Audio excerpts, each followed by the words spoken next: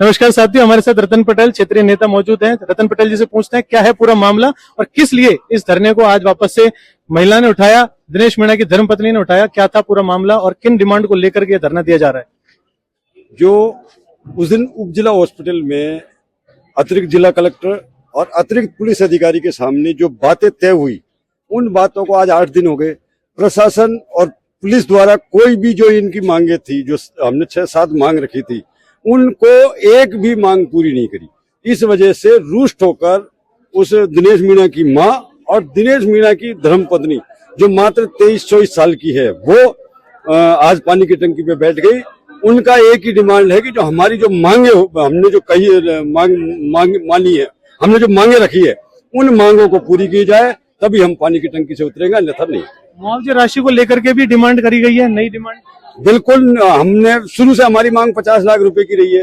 ये प्रशासन हमें 8.5 लाख रुपए देकर टरकाना चाह रहा है। अब आप एक बात बताइए, वो 23.5 साल की एक विधवा, उसका 1.5 साल की एक मासूम बच्ची, आप बताइए वो मासूम बच्ची, एक वो 23-24 साल की एक विधवा, वो 8.5 लाख रुपए उनमें कैसे गुजारा करेगी वो? आप बताइए, आप खुद समझदार आदमी हो कि एक अभी नौजवान जो 23 साल की है और उसकी 1.5 साल की एक बच्ची है, उसको मात्र ये प्रशासन 8.5 लाख रुपए देता है। आप देखिए, अब से पहले मॉब लिंचिंग में कन्हैयालाल टेलर, जो उदयपुर में उनकी मॉब लिंचिंग हुई थी, उसको 2 करोड़ रुपए दिए गए। उसके दोनों बेटों को सरकारी पक्की नौकरी दी गई।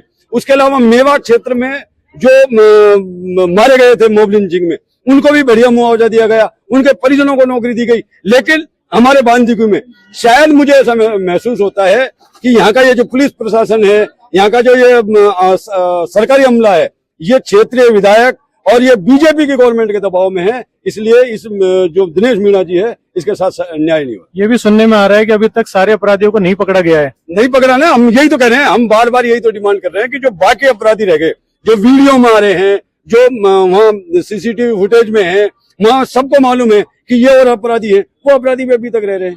और इन पुलिस प्रशासन जुलूस निकालने की भी बात सामने आ रही है। कलेक्टर को जब ज्ञापन दिया था तो कलेक्टर ने आश्वासित किया था कि जुलूस निकाला जाएगा अपराधियों को लेकर के।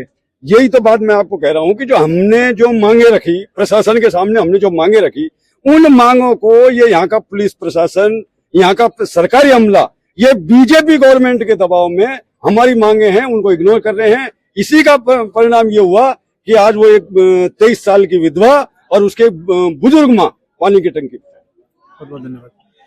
अभी तक प्रशासन ने दिनेश मीणा की पत्नी को पूरी तरीके से आश्वस्त नहीं किया, ना ही सही मुआवजा राशि दी गई है और ना ही उन अपराधियों को पकड़ा है जो अपराधी वीडियो फुटेजेस में आ रहे थे।